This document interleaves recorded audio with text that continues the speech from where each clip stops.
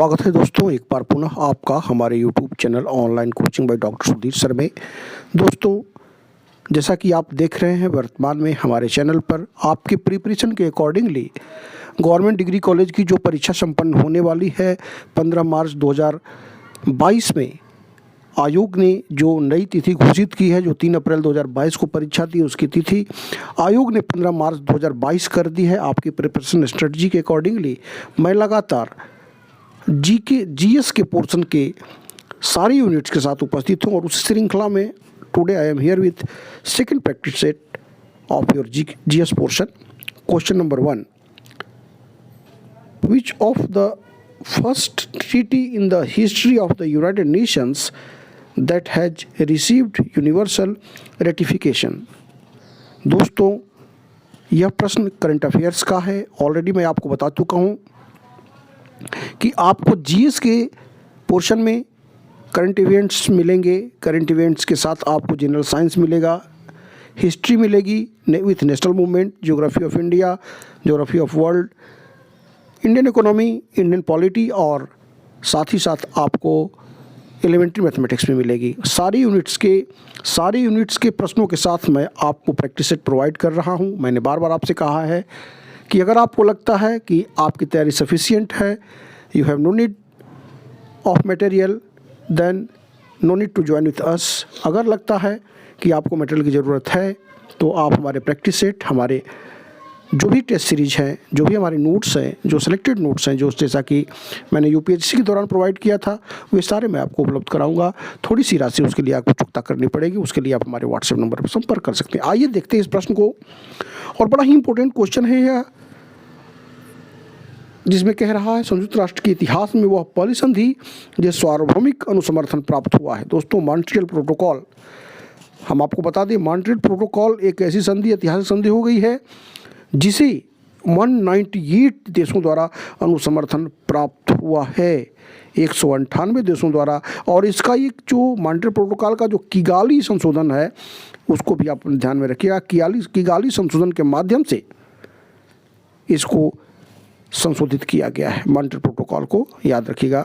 बढ़ेंगे दूसरे प्रश्न की तरफ। दूसरा प्रश्न करंट अफेयर्स से एक बार पुनः, वर्तमान में जापान का नवनियुक्त प्रधानमंत्री कौन है? जैसा कि आप जानते हैं इससे पहले योशिहिदो सुगा थे, लेकिन वर्तमान में फुमियो किशिदा, जिन्हें अक्टूबर 2021 में जापान का नया प्रधानमंत्री नियुक्त किया गया है। आप इसको अपने जहन में अवश्य रखिएगा। शिंजो एबे का जब नाम आएगा तो आपको याद होगा पद्म विभूषण 2021, विदेशी प्रधानमंत्री जिसे पद्म विभूषण 2021 से लोक सेवा के लिए सम्मानित किया गया था। तो इसको भी आप अपने जहन में अवश्य रखिएगा, क्योंकि चीज़ों को अगर आप कंसर्निंग लेकर के चलते हैं तो आपकी प्रिपरेशन सही होगी और तब आपका सिलेक्शन सुनिश्चित होगा।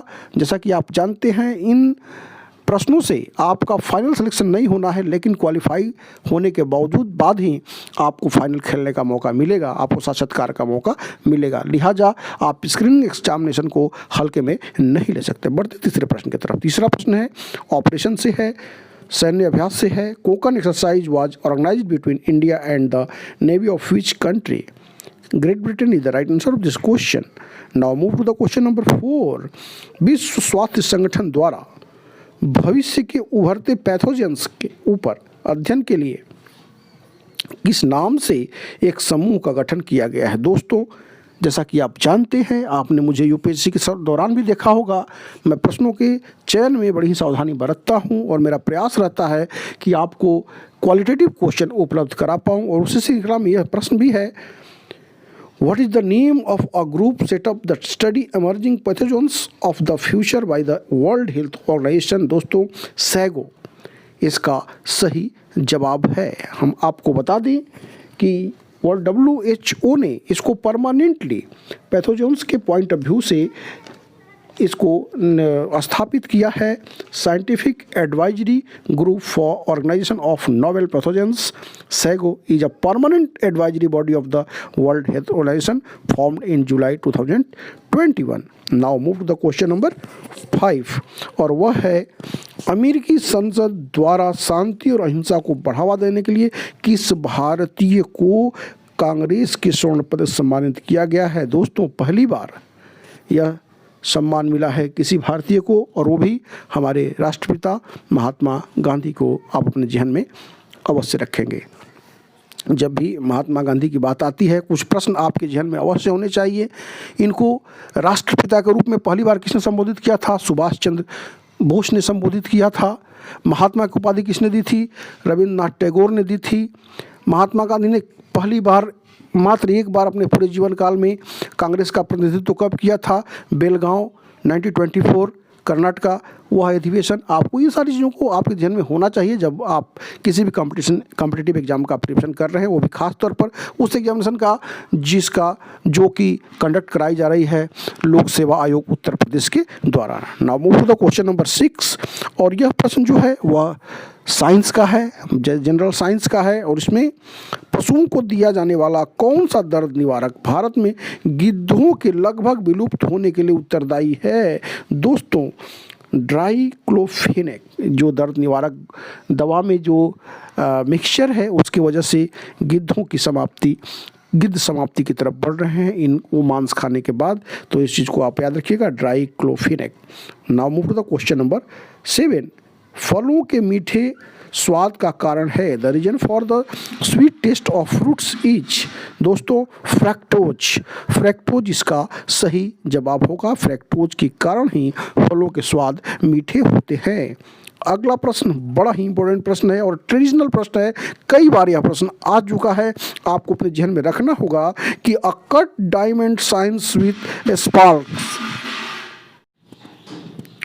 Due to total internal reflection. पूर्ण आंतरिक परावर्तन के कारण एक कटा हुआ हीरा जो है पूरी जगमगाहट के साथ चमकता है। दोस्तों, जैसा कि आप जानते हैं, मैं ऑप्शन नहीं पढ़ता, तो आप ऑप्शन देख लीजिएगा, अपने को आकलित करते हुए चलिएगा। अगर लगता है कि आपको आंसर नहीं आ रहा है तो आप मेरे आंसर के साथ जा सकते हैं। अगले प्रश्न की तरफ बढ़ेंगे, वो भी साइंस से है। The stone present in the गैल bladder affects the digestion of which of the following. दोस्तों, जब भी इस तरह का प्रश्न आता है तो उसका सही जवाब होगा, जो डाइजेस्ट नहीं कर पाता है वह होता है फैट, वसा 9 का बी आपका सही जवाब होगा। बढ़ेंगे हम अगले प्रश्न की तरफ, और अगला प्रश्न भी ट्रेडिशनल क्वेश्चन है। बायोगैस संयंत्र से निष्कासित निम्नलिखित में से कौन सी गैस ईंधन गैस के रूप में प्रयोग की जाती है? Which of the following gas expelled from biogas plant is used to fuel gas. दोस्तों, इसका जो सही जवाब होगा वह होगा 10 का सी, मीथेन इसका सही जवाब होगा। बढ़ेंगे अगले प्रश्न की तरफ, और अगला प्रश्न हिस्ट्री से है। जैसा कि मैंने बताया था आपसे, इसमें ancient, medieval, modern, national movement सारे पोर्शन सम्मिलित हैं। और यह प्रश्न कह रहा है, गुलाम का गुलाम किसे कहा गया था? Who was called the slave of the slave. दोस्तों, जब भी यह प्रश्न आता है आपके दिमाग में होना चाहिए इल्तुतमिश इसका सही जवाब होगा, क्योंकि इल्तुतमिश जो था वह कुतुबुद्दीन ऐबक का गुलाम था और कुतुबुद्दीन ऐबक खुद ही मोहम्मद गौरी का गुलाम था। तो आप इसके साथ जा सकते हैं, इल्तुतमिश के साथ जा सकते हैं। अगला प्रश्न आप देखें, कह रहा है कि मोतीलाल नेहरू और CR दास द्वारा 1923 में गठित पार्टी का क्या नाम था? जैसा कि आप जानते हैं कि सारे लोग असहयोग आंदोलन के समय महात्मा गांधी के साथ थे, लेकिन चौरी चौरा इंसिडेंट के बाद महात्मा गांधी ने जब असहयोग आंदोलन को वापस ले लिया, जो कि एक हिमालय जैसी भूल की बात करी गई है, तो उस स्थिति में स्वराज पार्टी का गठन हुआ। CR दास और मोतीलाल नेहरू ने मिलकर के 1923 में स्वराज पार्टी का गठन किया था। आप इसके साथ जा सकते हैं।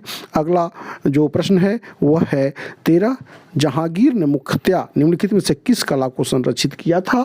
जहांगीर की बात जब भी आती है, पेंटिंग की बात आती है, पेंटिंग के साथ आप जा सकते हैं। जब भी स्थापत्य कला की बात आएगी, आर्किटेक्चर की बात आएगी, आप शाहजहां के साथ जा सकते हैं। लेकिन यहाँ पर बात पेंटिंग की है, जहांगीर की है। और न्याय की जंजीर किसने लटकाई थी? तो वो भी जहांगीर। इसको भी आप अपने जहन में रखिएगा। लड़खड़ाते हुए जिंदगी भर लड़खड़ाता रहा और लड़खड़ाते हुए किसने मृत्यु को प्राप्त किया? अगर यह प्रश्न आता है तो आप जा सकते हैं हुमायूं के साथ। मनसबदार प्रथा की बात जब आती है आप जा सकते हैं अकबर के साथ। तुगलकान नीति की बात जब आती है, तोपखाने के प्रयोग की बात आती है, आप मुगल डायनेस्टी में जा सकते हैं बाबर के साथ। तो इन सारी चीज़ों को आप अपने जहन में अवश्य रखिएगा तैयारी के दौरान।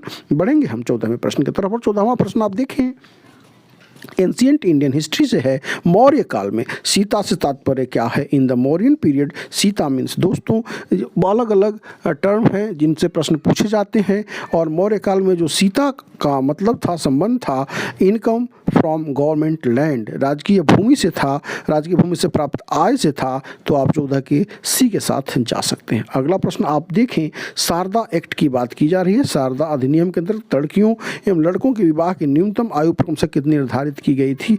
दोस्तों जो न्यूनतम एज निर्धारित की गई थी, लड़कियों की 14 वर्ष और लड़कों की 18 वर्ष। इसको एक अलग नाम से it was given another name called child marriage restraint act 1929 के नाम से भी जाना जाता है। 14 एवं 18 बी इसका सही जवाब है। अगला प्रश्न आप देखें, बंद अर्थव्यवस्था से आप क्या समझते हैं? दोस्तों what do you understand by closed economy? दोस्तों क्लोज्ड इकोनॉमी का मतलब होता है एक्सपोर्ट इंपोर्ट एक्सपोर्ट क्लोज्ड, यानी कि a closed economy is one that has no trading activity with outside economies.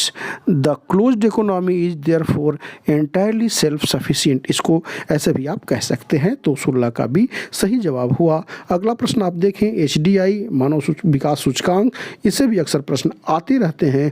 और यहाँ पर यह कह रहा है कि मानव विकास सूचकांक का पैरामीटर्स क्या इसमें नहीं है, किसको नहीं माना जाता है? जब भी ये जीवन प्रत्याशा को माना जाता है, वास्तविक व्यक्ति आय को माना जाता है, एक एडल्ट लिटरेसी को भी माना जाता है, जबकि सामाजिक असमानता को, सोशल इनइक्वलिटी को हम इसके मानक के तौर पर नहीं रखते हैं। तो इसके साथ आप जा सकते हैं। अगला प्रश्न देखें आप, 18वां प्रश्न, यह जो है इंडियन पॉलिटी से है। भारत में मत देने का अधिकार निम्नलिखित अधिकारों में से कौन सा है? दोस्तों यह आपका कॉन्स्टिट्यूशनल राइट है।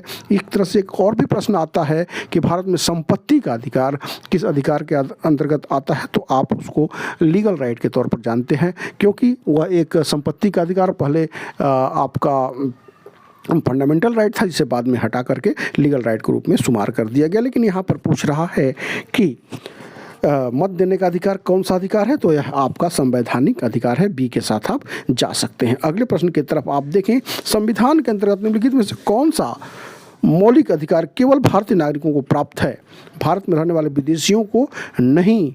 हम आपको बता दें कि अगर इस तरह के प्रश्न आते हैं तो आपको जानना होगा कि विचार तथा अभिव्यक्ति की जो स्वतंत्रता है, freedom of through out and expression, जो थॉट एंड एक्सप्रेशन, यह जो है विदेशियों को प्राप्त नहीं है। इसके साथ आप जा सकते हैं। 20वां प्रश्न आप देखें, भारत के राष्ट्रपति को महाभियोग द्वारा हटाने की प्रक्रिया निम्नलिखित में से किस अनुच्छेद में वर्णित है? The procedure for the impeachment of the President of India is described in which of the following articles? Article 61 चिर परिचित रूप होंगे आप इससे। आर्टिकल 61 आप अपने जहन में अवश्य रखिएगा। बढ़ेंगे हम 21वें प्रश्न की तरफ। The huge coffee plantation of Brazil are called, Brazil में विशाल कहवा के बागानों को क्या कहा जाता है? जानते हैं आप, ब्राज़ील जो सबसे लार्जेस्ट प्रोड्यूसर है किसका? कॉफ़ी का। और वहाँ पर एक कॉफ़ी पोर्ट भी है जिसको कॉफ़ी पोर्ट्स के नाम से जानते हैं, सेंटोस। जब भी नाम आता है आप इसको भी अपने जहन में रखिएगा। और क्या कहवा के बागों को क्या कहा जाता है? फजेंडा कहा जाता है। दोस्तों आप इसको अपने जहन में अवश्य रखिएगा। मैंने बार बार आपसे कहा है कि आपकी तैयारी इतनी व्यापक, इतनी विशाल, इन स्तरों पर होनी चाहिए कि कोई भी प्रश्न आपसे मिस न कर सके। जब आप उस लेवल पर पहुंच जाएंगे तो किसी भी एग्जामिनेशन में, किसी भी साक्षात्कार में आप अपने को परिपूर्ण मानेंगे। क्योंकि एक बात आप अपने जहन में अवश्य रख लें कि कोई भी टिप्स, कोई भी रणनीति काम नहीं आती है, सिर्फ एक ही रणनीति काम आती है, नॉलेज। और नॉलेज का कोई विकल्प नहीं है। और नॉलेज गेन होती है लगातार मेहनत करने से, लगातार प्रयास करने से, सुनियोजित रणनीति के तहत प्रयास करने से। और वह सुनियोजित रणनीति आप अपने पढ़ाई में लाएंगे, निश्चित रूप से सफल होंगे। अगला प्रश्न आप देखें, which revolution is related to? यहाँ श्वेत क्रांति, white revolution is related to. White revolution किससे संबंधित है? दोस्तों व्हाइट रिवोल्यूशन की बात जब भी आएगी, मिल्क प्रोडक्शन की बात आएगी। मिल्क प्रोडक्शन की बात जब भी आएगी, वर्गीज कुरियन की बात आएगी। वर्गीज कुरियन को श्वेत क्रांति का जनक भी माना जाता है। जिस तरह से हरित क्रांति का जनक भारत में MS स्वामीनाथन को माना जाता है, विश्व स्तर पर नॉर्मन बोरलॉग को माना जाता है। तो जब भी दूध क्रांति की बात आएगी आपको वर्गीज कुरियन को अपने जहन में अवश्य रखना होगा। बढ़ेंगे हम 23rd क्वेश्चन की तरफ। और यह प्रश्न कह रहा है, इन पश्चिमी वाहिनी नदियों में कौन सी दो पर्वत श्रेणियों के बीच बहती है? यानी ये चारों जो नदियां हैं, शरावती है, नर्मदा है, माही है, साबरमती है, ये सारी नदियां कौन सी वाहिनी है? पश्चिमी वाहिनी नदियां हैं। दोस्तों आपको पता होगा भारत की मोस्टली रिवर जो हैं वह पूर्व वाहिनी है, यानी कि बे ऑफ बंगाल में गिरती हैं। कुछ ही नदियाँ चुनिंदा नदियाँ हैं जो कि आपको अरब सागर में गिरती हैं, उनमें नर्मदा और ताप्ती जो है कि मुख्य नदियाँ हैं। और यह कह रहा है कौन सी नदी दो पर्वत श्रेणियों के बीच बहती है, तो सतपुड़ा रेंज और विंध्य रेंज के बीच में बहने वाली नदी है नर्मदा। नर्मदा के साथ आप जा सकते हैं। अगला प्रश्न देखें, निम्नलिखित में से कौन सी तुसल घास का मैदान नहीं है? In which of the following is not a temperate grassland? दोस्तों ट्रॉपिकल और टेम्परेट ग्रासलैंड होते हैं, तो यहाँ पर टेम्परेट ग्रासलैंड नहीं है, सवाना। सवाना के साथ आप जा सकते हैं, सवाना टेम्परेट ग्रासलैंड। जबकि पंपास जो कि आप जानते हैं अर्जेंटीना में होता है, मिलता है। वेल्ड जो कि साउथ अफ्रीका में, डाउन्स ऑस्ट्रेलिया में, और ये सारे जो हैं टेम्परेट ग्रासलैंड हैं। अगला प्रश्न आप देखिए, निम्नलिखित देशांतरों में कौन सा भारत का प्रमाणिक माध्यान्ह रेखा कहलाता है? Which of the following longitude is called the standard meridian of India 82.5 east? आपको बता दें कि जो कि इलाहाबाद के नैनी के पास से गुजरता है, जिससे कि हम भारत के स्टैंडर्ड टाइम को मेजर किया जाता है, जो लंदन से 5.5 घंटे आगे हैं। इन सारी बातों को अपने जहन में आप अवश्य रखिएगा। मैं बहुत जल्दी इस प्रैक्टिस सेट को समाप्त कर रहा हूं। आने वाले समय में और भी प्रैक्टिस सेट के साथ मैं उपस्थित होता रहूँगा। इन बिटवीन जैसा कि मैंने आपसे कहा कि अगर आपकी सुनियोजित रणनीति है, अगर आपके पास मटेरियल है, अगर आपकी तैयारी सही दिशा में चल रही है, तो आपको जुड़ने की कोई आवश्यकता नहीं है। अगर लगता है कि आपको किंचित जुड़ने की आवश्यकता है, प्रॉपर मटेरियल की, प्रॉपर गाइडलाइन की आवश्यकता है, तो आप हमसे जुड़ सकते हैं। हमारे व्हाट्सएप नंबर डिस्प्ले होते रहते हैं। अब हम आ गए आपके पास 26 क्वेश्चन के साथ, और ये सारे प्रश्न जो है 26 से लेकर के 30 तक आपके मैथमेटिक्स से हैं, एलिमेंट्री मैथमेटिक्स से हैं। और यह प्रश्न आप देखें, पेड़ों की एक पंक्ति में एक पेड़ दाएं और बाएं दोनों स्थानों से 25वां है, तो पंक्ति में कितने पेड़ है? दोस्तों अब इसको आप कैलकुलेट करेंगे तो आप देखेंगे 25 + 25 अगर आप इसको करते हैं तो आपका आता है 50। और 50 जब आपका आता है तो इसमें आप प्रश्न पूछ रहा है आपको कि इनमें कौन सा स्थान है। तो इसको अगर आप इसमें एक माइनस करते हैं, यानी कि अगर एक वो स्थान पूछ रहा है, तो आपका 49 होगा, और 49 ही सही आंसर होगा। दोस्तों 49 के साथ आप जा सकते हैं। अगला प्रश्न आप देखिए, अगला प्रश्न कह रहा है, आप इसको डिटेल में देखेंगे, इसके जो आंसर हैं वह मैं आपको, जैसा कि मैंने आपसे कहा था कि मैं लेयर वाइज इसको आपको प्रोवाइड कर ही दूंगा, तो उसको भी आप देख लीजिएगा। इसमें कह रहा है कि 27 प्रश्न में कि a monkey climbs a smooth pole 12 meter height. He climbs 2 meter in the first minute and slips down 1 meter in the next minute. If the same sequence continues, in how many minutes will he reach the top of the pillar? दोस्तों आपकी सुविधा के लिए मैंने इस बार सारे material को bilingual रखा है, क्योंकि पिछली बार यूपीएससी के दौरान यद्यपि मैंने बाद में प्रोवाइड किया था बाइलिंगुअल मटेरियल, लेकिन इस बार मैं प्रारंभ से ही सारे प्रश्न, सारे नोट्स, सारे टेस्ट सीरीज बाइलिंगुअल प्रोवाइड कर रहा हूं, जिससे कि इंग्लिश मीडियम के बच्चों को और जिनको समझने में थोड़ी परेशानी हो रही थी, हिंदी कुछ कठिन शब्दों को, उन्हें कोई दिक्कत न हो। तो आइए देखिए इस प्रश्न का सॉल्व क्या है। तो इस प्रश्न का सॉल्व जो है आप देखेंगे कि खंभे की ऊंचाई 12 मीटर, बंदर पहले 2 मिनट में 2 मीटर ऊपर चढ़ता है, दूसरे मिनट में 1 मीटर नीचे फिसल जाता है, अर्थात 2 मिनट में वह केवल 2 - 1 1 मीटर ही चढ़ पाता है। तो इस तरह से अगर आप देखेंगे बंदर 12 - 2 यानी 10 मीटर होगा, तो 10 मीटर अगर चढ़ जाता है तो 10 × 2 20 मिनट में चढ़ेगा, तो शेष 2 मीटर में वह अगले मिनट में चढ़ जाएगा। इस तरह से 21 मिनट इसका सही जवाब होगा। दोस्तों इसी तरह से बढ़ते हुए हम आ गए हैं 28वें प्रश्न की तरफ, और 28वां प्रश्न पुनः जैसा कि मैंने आपसे बताया था एक बार पुनः आपका मैथमेटिक्स से है, और इसमें यह कह रहा है एक दुकानदार किसी वस्तु को उसके क्रय मूल्य पर बेचता है, A shopkeeper sells an article only at its cost price, but instead of 1 kg he weighs 200 grams less. Then what percent profit will he makes? दोस्तों इस प्रश्न को अगर आप सॉल्व करेंगे तो इसमें लाभ परसेंट उसका अगर आप निकालना चाहते हैं तो इसमें जो डिफरेंशिएशन है, जो त्रुटि है, उसको डिवाइडेड बाय सही जो उसका वैल्यू है यानी 1000 माइनस जो उसकी डिफरेंशिएशन यानी जो गलत वो कर रहा है, त्रुटि कर रहा है, मल्टीप्लाई बाई 100, तो 200 divided by 1000 minus 200 multiply by 100 अगर आप करते हैं तो 200 बटे में 800 गुणे 100 अगर आप करते हैं तो इसका जो 25% होगा यानी कि 25% उसको लाभ होता है। बी के साथ आप जा सकते हैं। अगला प्रश्न आप देखें 29 क्वेश्चन जो मैंने आपके लिए चयनित किया है। जैसा कि मैंने आपसे बताया था कि इसमें मैथमेटिक्स, एलिमेंट्री मैथमेटिक्स भी होता है। 16 आदमी दिन में 14 घंटे कार्य करके किसी कार्य को 12 दिन में पूरा करते हैं। 28 आदमी दिन में 12 घंटे कार्य करके सामान्य कार्य कितने दिन में पूरा करेंगे?